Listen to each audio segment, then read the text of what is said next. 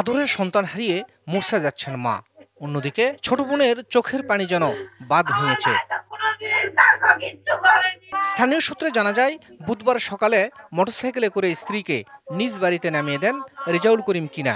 এ সময় একটি ফোন পেয়ে পল্লী বিদ্যুৎ এলাকায় গেলে মোটরসাইকেলে বসে থাকা অবস্থাতেই কাঠের বাটাম দিয়ে তার মাথার পেছনে আঘাত করেন এক যুবক। পরে গুরুতর আহত রেজাউলকে বগুড়ার শহীদ জিয়াউর রহমান মেডিকেল কলেজ হাসপাতালে ভর্তি করা হয়। চিকিৎসাধীন অবস্থায় বৃহস্পতিবার তার মৃত্যু হয়। স্বজনদের অভিযোগ, স্থানীয় এক সালিশে চড়থাপ্পড় মারার জেরে রেজাউল করিম কিনার উপর হামলা করেছেন আরিফ হোসেন। এ ঘটনায় অভিযুক্তকে দ্রুত গ্রেফতার করে বিচারের মুখোমুখি করার দাবি জানিয়েছেন তারা।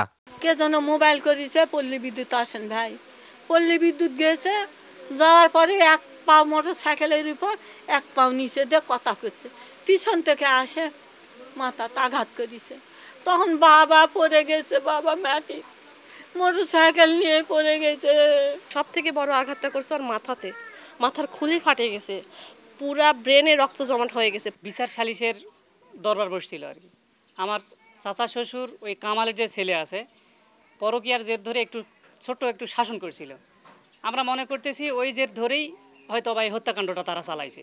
আমার সন্তানকে যারা মারলো তারা সর্বোচ্চ, আমি তাদের বিচার চাই।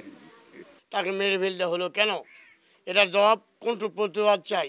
আইন শৃঙ্খলার চরম অবনতি হয় সীমান্তবর্তী জয়ফ্রাট জেলায়। দিন দিন এমন হত্যাকাণ্ডের ঘটনা বেড়েই চলেছে বলে দাবি রাজনৈতিক দলের নেতাদের। যেসব ঘটনার সঙ্গে এসব সন্ত্রাসীরা জড়িত তাদের অতি দ্রুত আইনের আওতায় এনে কঠিন শাস্তির ব্যবস্থা করলে ইনশাল্লাহ আগামীতে কোনো এরকম ঘটনা ঘটবে না বলে আমি প্রত্যাশা করি।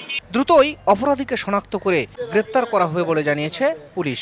যে বা যারা এই হত্যাকাণ্ড ঘটিয়েছে তাদের আমরা শনাক্ত করেছি, তাদের গ্রেপ্তারের অভিযান অব্যাহত আছে।